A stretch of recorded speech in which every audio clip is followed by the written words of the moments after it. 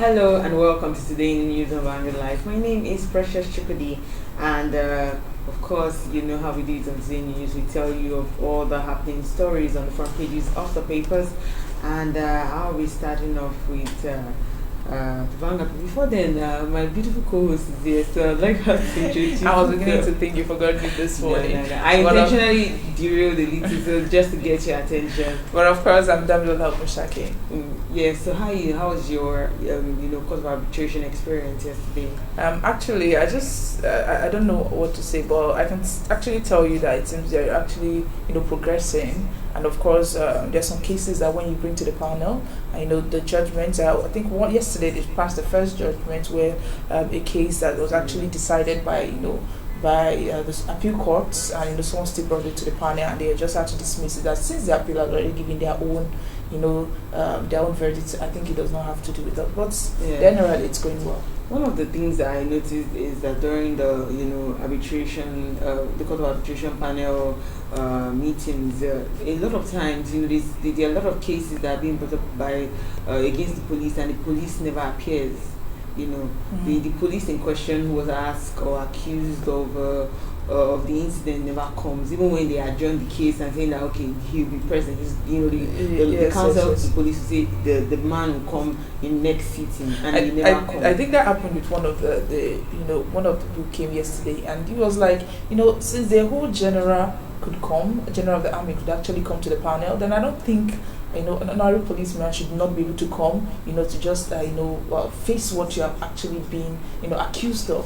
So it's still going on, but we actually hope that they will obey the call anytime soon. All right, let's just move straight to the papers, and we'll be starting off with Vanguard, and the main headline says BORNO Massacre, Senate Shekau differs on casualties, 67 were killed, Senate we killed 78 Shekau. Tax service chiefs now. Senate says ACF Afenifere Ohaneze CNG back Senate. Service chiefs will remain as long as Buhari is satisfied with them. Gaba Shehu. Uproar in House of Rep over resolution to invite Buhari to explain insecurity. Invitation not necessary. Bajabi Amila says Togwa. Boko Haram badly degraded, attacks defenseless people. Lahi Mohammed. Also, we have a photo story of Military Widow Association Convention. We have the National President Defense Police Officer Association, that's the Dr. Omobolanle Oluni Shakin, and other members of the association. And stories above, we have deregulation. Buhari orders Silva to hand over mass transit buses to Labour. You can see that on page 8. On page 9, 2023, Amaechi Southern APC leaders back Fashola on zoning. On page 11, State of the Nation, Nigeria must change course to avoid danger, Governor Makinde says. And on page 19, e-payment transactions rise by 60% to 16.3 trillion naira. And the stories beneath, we have a court-martial demotes ex-operation Lafia Doe's commander, General Adeni, over viral video. And on page 7, frozen accounts, ex-HOS Oyo Ita, others ask court to stop money laundering trial.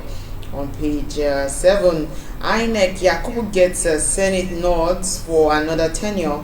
And lastly, on the front page of the Vanguard, we have Nigerians in Ghana raise alarm over fresh closure of shops. And away from the Vanguard, move straight to the Punch newspaper. And on the front page of the Punch newspaper, we have our BORNO Massacre. Boko Haram mount checkpoints, collect levies, says the Senate. Representative invites Buhari. Again, senators demand removal of service chiefs, says the president has failed to secure Nigeria. Military didn't give us clearance when cultivating our farms. Invaded a community residents, tell Presidency. You can see that on page 2. And now moving on to other stories. On page 28, we have why Fashola can't be Southwest PDP leader now. And that's coming from Babatope. 2 arrested as 4 pregnant girls rescued in Ogun baby factory. Emir of Kano meets Obasanjo Abiodun Alake in Ogun. Also, we are perfecting Mayina's extradition process, and that's coming from police. NSCDC arrest Ondo driver for allegedly defiling minor. Also, panel orders arrest of ex-Edo DPO for undergraduate deaths.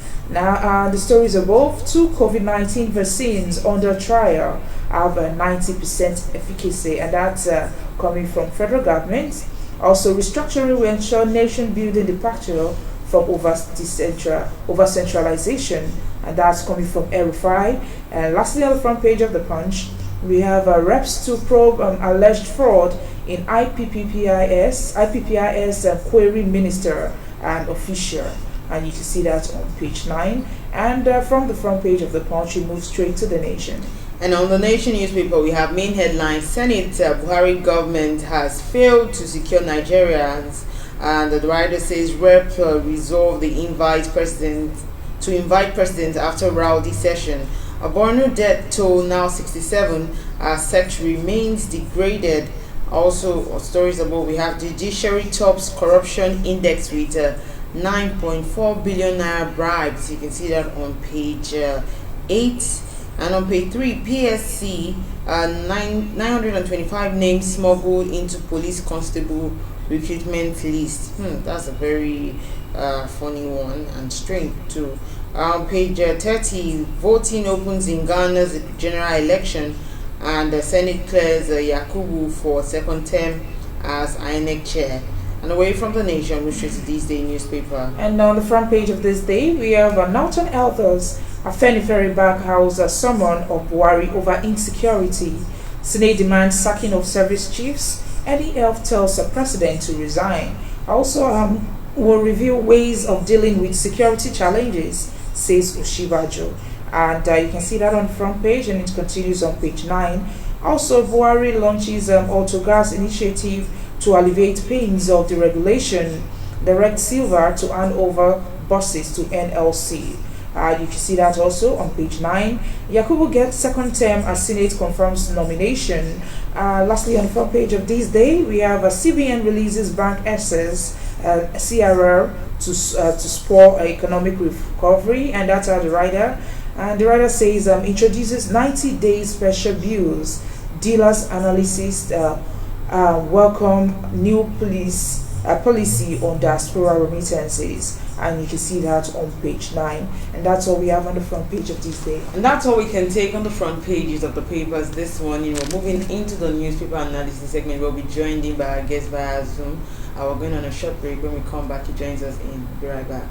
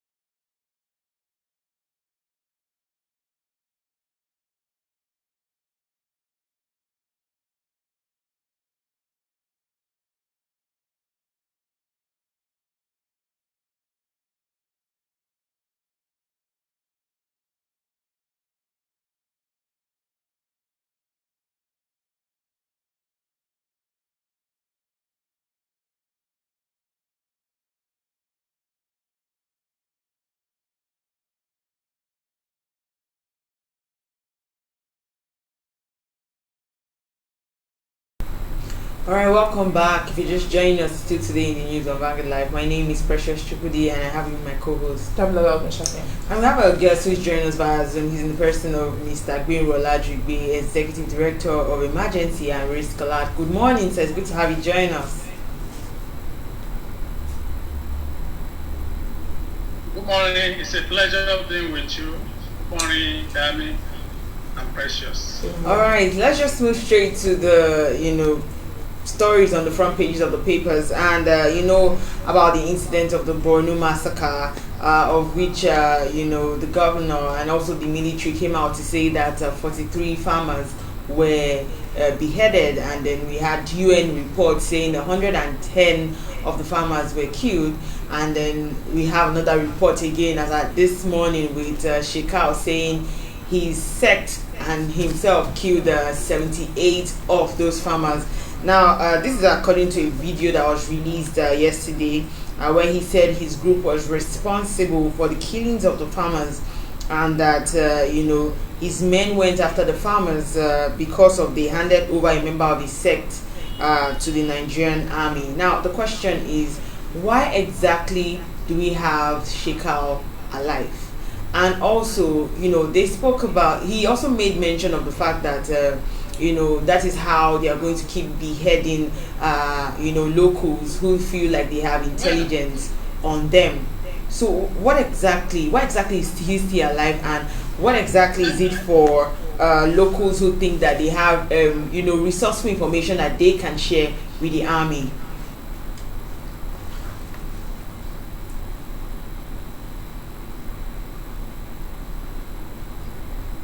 Well, I really don't know if you can hear me. I can hear you clearly. Let me just assume that.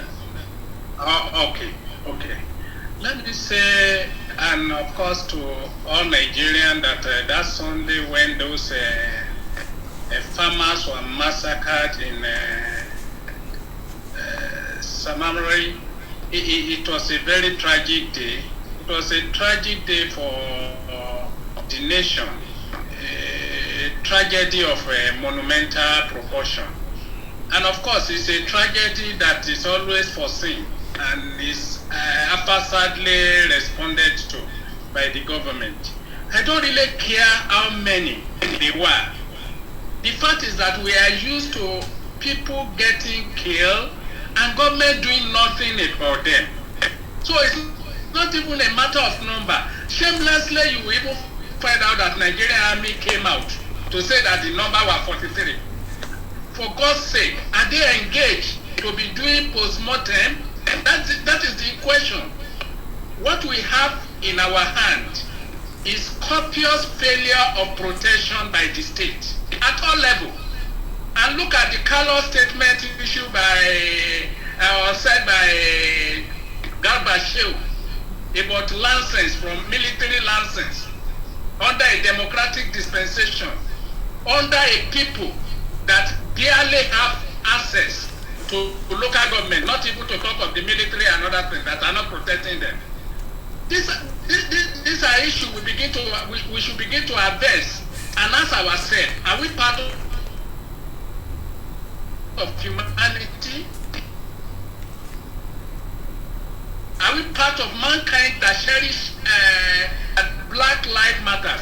Black life anywhere in the world will never matter until it begins to matter in a country hosting the largest population of black people in the world, particularly Nigeria. So it's really not about the number, it's about the way people get killed in this country. The other day, people were killed in Ondo, particularly the monarch there. So whether you are rich, whether you are poor, whether you are in city, whether you are in village, no human being is safe in Nigeria. And somebody must take responsibility for this. By the fact that we have given mandate to the president of this country, and he consequently sworn to an oath, there is nowhere to lay the blame outside the table of the president. If you can't do the job, you better excuse the nation. That is just it. All right. A president must be seen to be active. Every killing, whether it's of one person that you see in Nigeria, is a vote of no confidence on the president. So it is the responsibility of the president, because we respond to people like Shekau because of concern for humanity, because of his callous statement. All right. Not necessarily Still to speaking. blame him, but to blame the found Mr. Benro. Syria refuge in blaming others for his own failure. All right, still speaking about Garba Shehu, he made a statement yesterday. You know, there's been various calls for the sack of the service chief, and he said that that the service chiefs will remain in office as long as the president is satisfied with their performance. What do you make of that statement? Well, maybe the president is satisfied with the killing of Nigerians. That's what Garba Shehu is trying to say. You engage people. Imagine, just think of it. Like any reasonable man, you engage a gate man in your house, a security that is manning your gate. Your television, your air conditions were removed in broad daylight. Your child or children were killed. Will you still retain such security man? I think they are grievously insulting Nigeria, and it's disheartening that this should be coming out from a democratically elected set of people. Because Garba Shehu is the spokesperson of the president, so it's coming from the president. So you look, for God's sake, the military of any nation is not engaged to protect the president or to operate at the pleasure of president. The responsibility of military is to protect Nigerians and defend the territorial integrity of Nigeria, and not that of the president.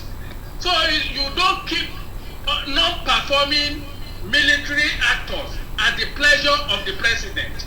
That is not what the Constitution says. If they can't perform, if they cannot work, they should be excused and another people should come for. I think Garba Shehu, that is the mindset of what is governing Nigeria, that it has to be the president, as if the president is having Nigeria in his pocket. That is not the idea of democracy. That is not the idea of nationhood. That is not the idea of humanity. Also, they are killing people up and down, and you are saying that the president will kill them at their pleasure. Whose pleasure? Is it the president that is paying their salary from his pocket? all right. Is it the president that is buying the materials and equipment they are using from his pocket? I think when you have irresponsible government, you begin to have this type of narratives. All right, Never expected. Mr. Benro. And Nigeria should stand up for their right. The right to live is a fundamental human right that must be defended, and that government pressure must be put on government to protect it and respect the constitution that the president has sworn to uphold in all situations. All right, Mr. Benro. All right, the Minister of Information and Culture, that's Lai Mohammed, he made mention of the fact that he said the terrorists were going after soft targets as a result of desperation because they have suffered huge setback from the military in recent times. Do you agree with what the Minister of Information is saying? Well, I am fed up of responding to somebody like Lai Mohammed because he's not saying the truth. What is he saying? What does he mean by soft target? Nigerians? Are they who made them soft targets? What made people soft targets for attack is lack of protection, lack of responsible governance. That is what exposed people. That is what made people vulnerable. If you cannot provide, if you cannot protect, what is just telling us is that they are protecting the rich. They are protecting hard targets. They are protecting Abuja. This is the same president that went across the 36 states to campaign. And you are talking of soft targets within the territorial integrity of territorial borders of Nigeria. For God's sake, who is not a soft target in a country that is grievously exposed to insecurity? Who is safe? Somebody was picked like a fish in from the punch in his Nasarawa home and was killed on the street by kidnapper. I'm talking of APC chairman, Nasarawa State. Not up to 2 weeks. He was shamelessly killed by these characters who are criminals. And you are here excusing on the basis of some people being sub-target. Look, it should be told the president that these sub-targets employed him by voting for him. Okay, Mr. That is going to protect them, and not with the hope that is going to be giving them excuse, even when they are killed and massacred recklessly. Beyond what we are discussing about BORNO, it happened in Kaduna just a day after what happened in BORNO. 7 people were killed in Kaduna. Okay, Mr. Guerrero, I would actually like to get your opinion on. They are just figure because they are poor people. They are figure because they are the most vulnerable. It doesn't matter in the diaries of the Gabache of this world.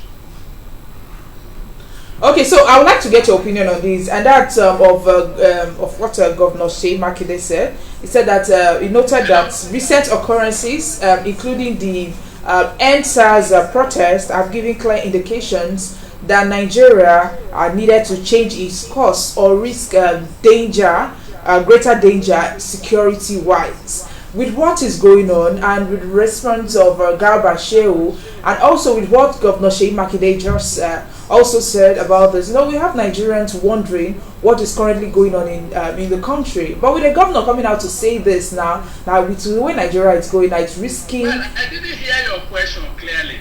Okay, so let me repeat that to you, what Governor Makinde said. He noted that recent occurrences, including the... I didn't hear your question clearly. Okay, I'm trying to repeat it. So, Governor Makinde noted that recent occurrences, including the NSAS protest, have given clear indication that Nigeria needed to change its course or face greater risk in terms of insecurity. Now, of course, Nigerians are still not secured enough. In terms of security, they are really not happy, and of course, we understand why with the things that have been going on and what we've been seeing and hearing. And of course, with the governor saying this, that Nigeria might face greater issues. Now, what does this actually mean to Nigeria, and what should Nigeria expect with what is coming on now?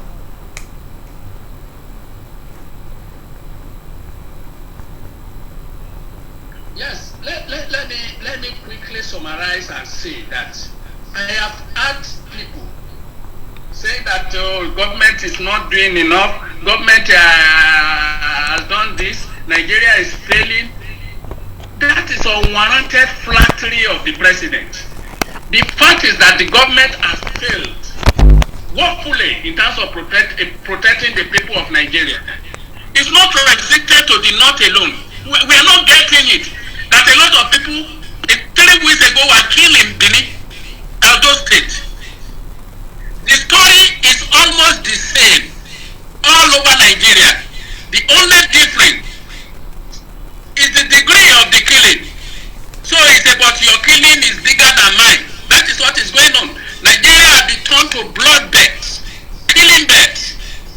And what we can quickly do, we have suggested several times to the president. One, I don't even know why we are not even saying that you should revisit the old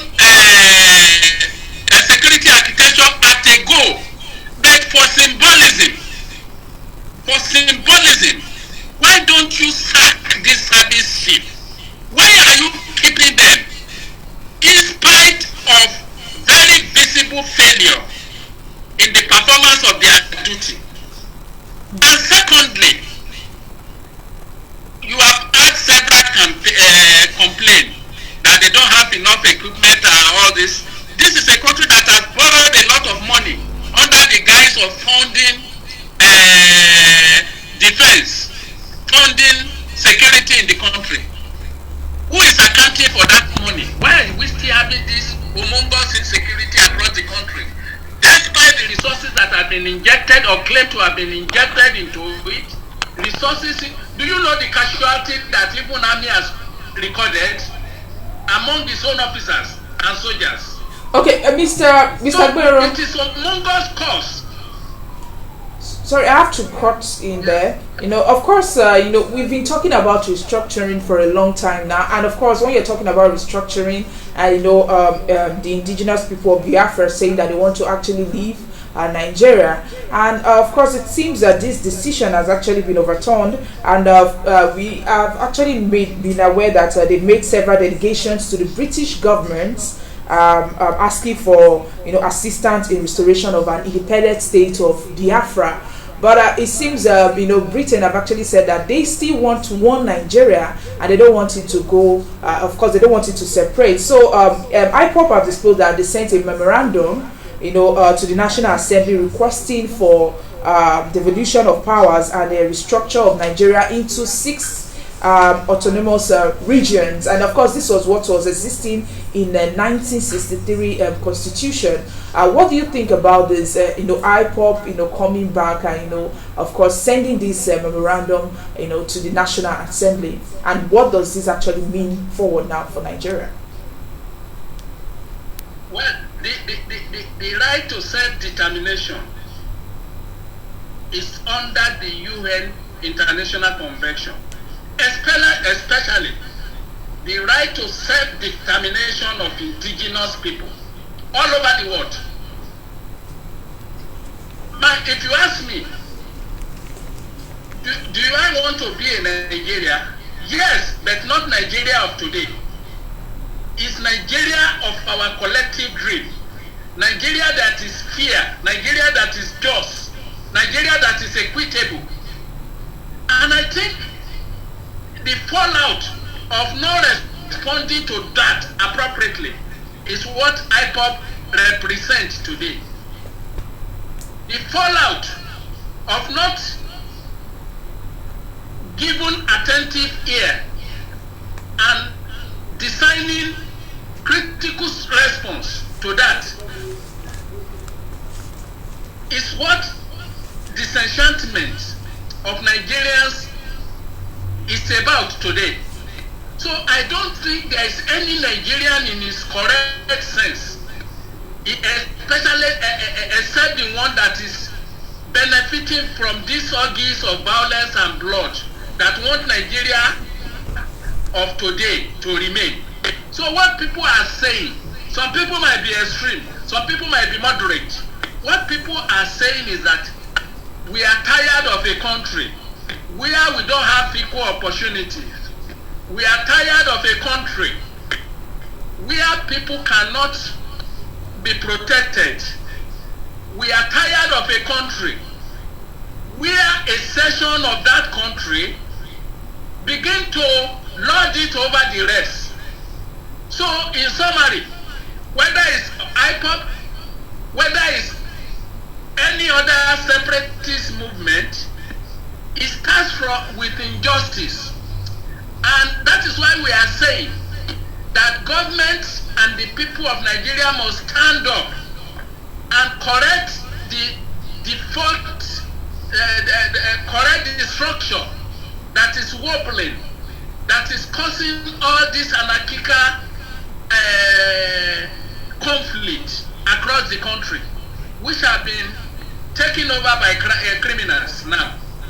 So Nigerians are tired of their country becoming a sort of criminal-polis, where those who survive are the might.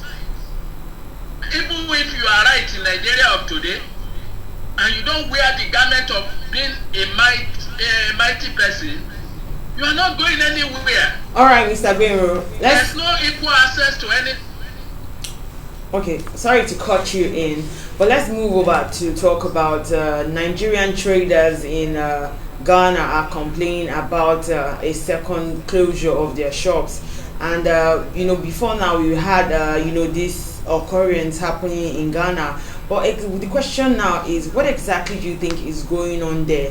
Because before now we heard, because Nigerians are taking away most of their customers, they feel like they are not able to make sales and all of that. So I would like you to explain and what you think is going on in Ghana, and why are Nigerians experiencing this form of maltreatment. Before you understand what is going on in Ghana, you have to understand what is going on in Nigeria.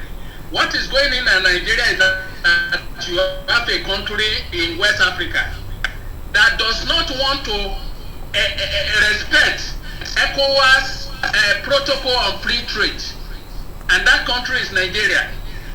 I have said this several times.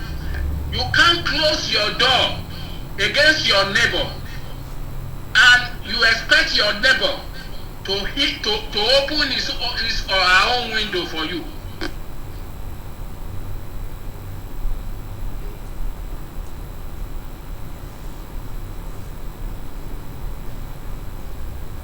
Yeah. What I was saying is that what is going on in Ghana is a reflection of Nigerian foreign policy, particularly in respect of the sub-regional organization like ECOWAS. The foreign policy has been violated. The foreign agreement, the collective agreement of West Africa sub-regional organization, which is ECOWAS, have been violated by Nigeria. And Ghana is affected, like any other neighbors. They were affected.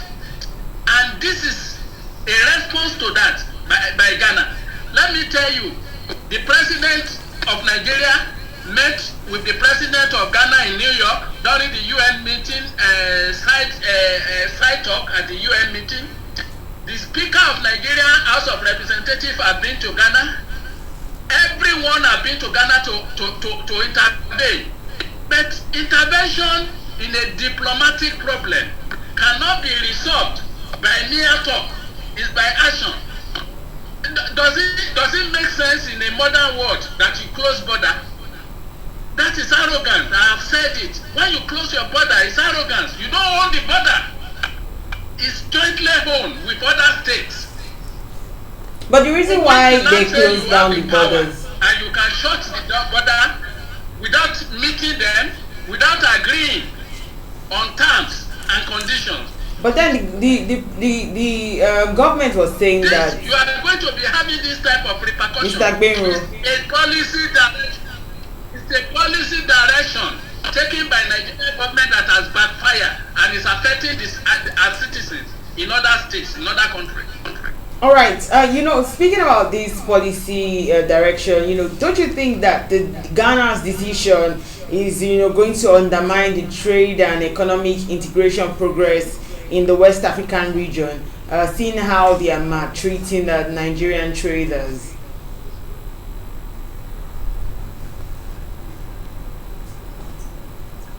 When we were prospering in those days, prosperity in quotes, didn't we ask Ghana to go? I have told us now, the entire state in the world is inching toward protectionist policy. And when you see the world tending towards protectionism, the reasonable thing that a country can do is to ensure that you win more friends. You win more friends in your neighbors across the oceans. Nigerians, we are losing friends because we think that we are protecting rice. Okay, tell me one advantage of closing border in Nigeria. Insecurity has gone up. You are not meeting your local production, rice production, for your even local market. The price increase, the hyperinflation, and the cost of that rice and other items is affecting your citizens.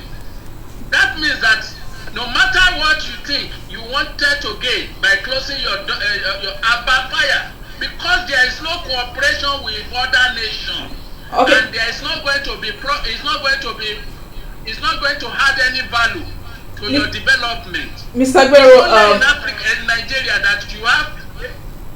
let's actually leave that and talk about, of course, the 2023 election that, of course, APC are currently talking about. So, I mean, reports that some APC members are planning to thwart the arrangement for power shift between North and South. For the North to remain, to continue even after President Muhammadu Buhari completed second term.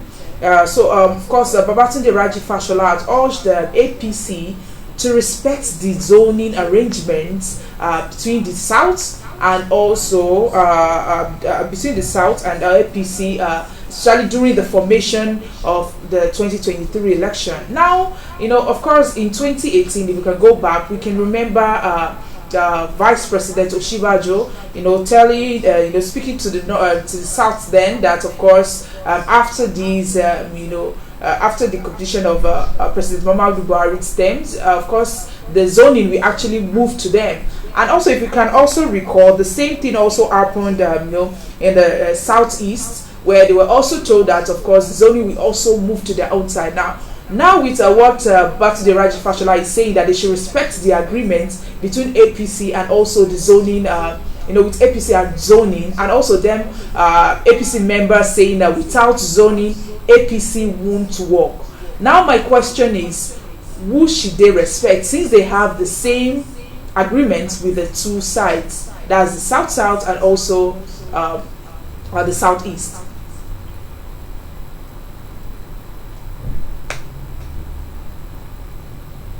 Yes, let me first of all give my personal opinion on rotational presidency. As far as I'm concerned, at least for now, personally, I don't believe in it. I believe in a merit-driven appointment of position in Nigeria, irrespective of where you come from.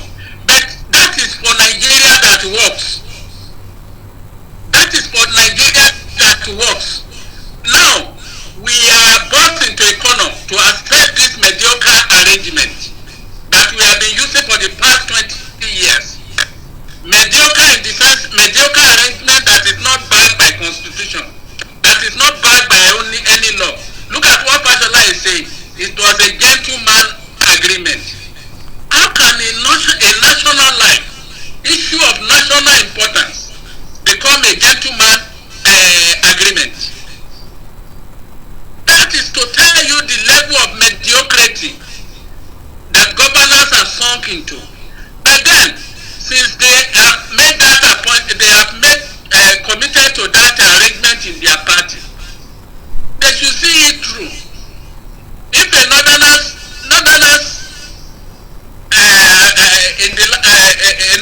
is the one in power now, well, since they agree that it should go to the south, it should go to the south.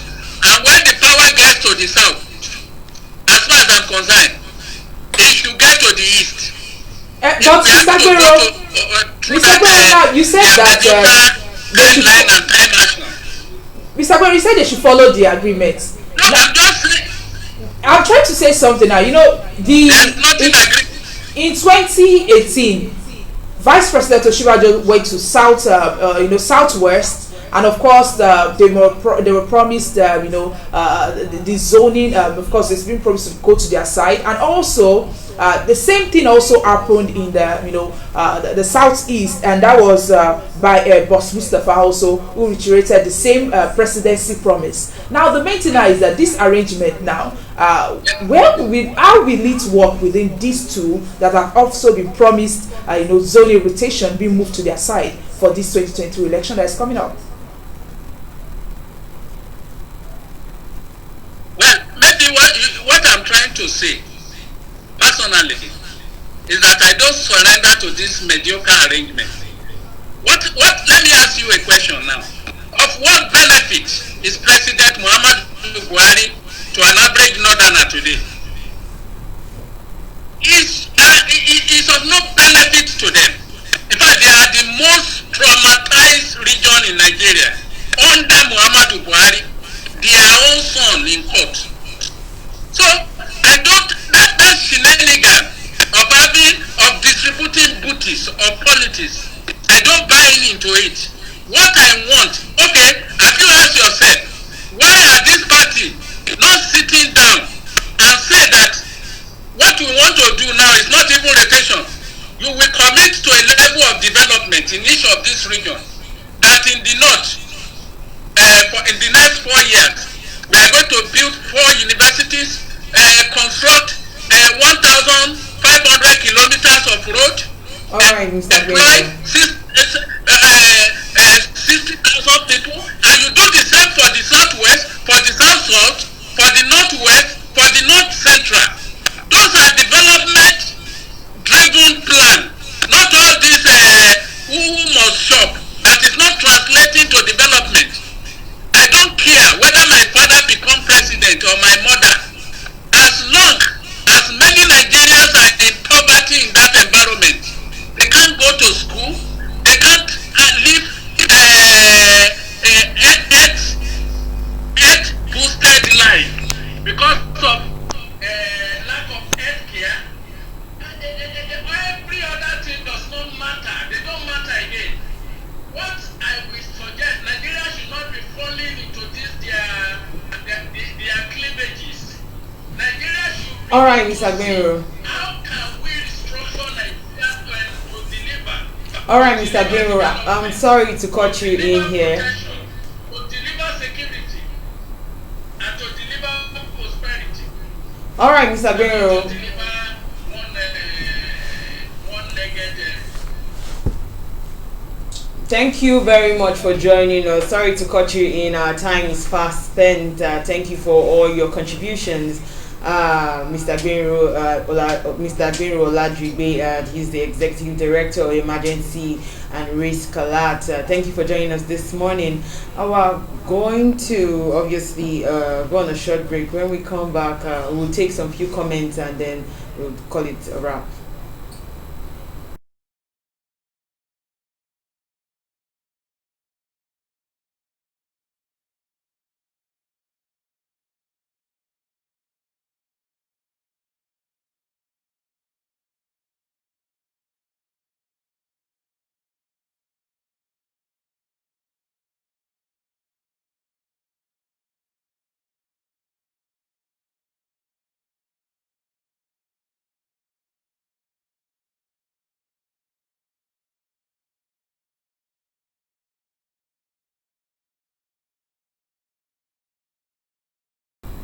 All right, welcome back. So we're going to take some few comments from what you all have been saying, and this is from Ogbeni Adiwale. He says Nigeria doesn't have a president because a country with president will never turn upside down like Nigeria. I don't know what he means by that, but it sounds quite funny. And this one is from Wilson Chibike. He says it is now obvious that the prophetic comedian words of the impatient Jonathan are true, that they are sharing blood in Borno. How do you call a former? I think I remember the the funny part is how a lot of people were saying that patient Jonathan has spoken more than most of the first ladies that we've had in Nigeria. Of course. And it's the fact that once anything happens, she just comes out and then starts to speak about it. Doesn't even need to take permission from anybody. There are a lot of other comments that this is from Ken Aria saying that mediocrity indeed, meritocracy isn't visible as the political class don't care about good governance. There are a lot of other comments, but our time is fast spent and we might not be able to take so much of it. But if you want to find out more of our top stories, you can go on our website www.vanguardngr.com to find out more about top stories. As well as you can like, share, follow and subscribe on our social media platform showing on your screen. Till we come your way next time, I remain Precious Chukudi and I have with me my co-host Damlola Ogunshaki. Thank you for watching. Bye bye.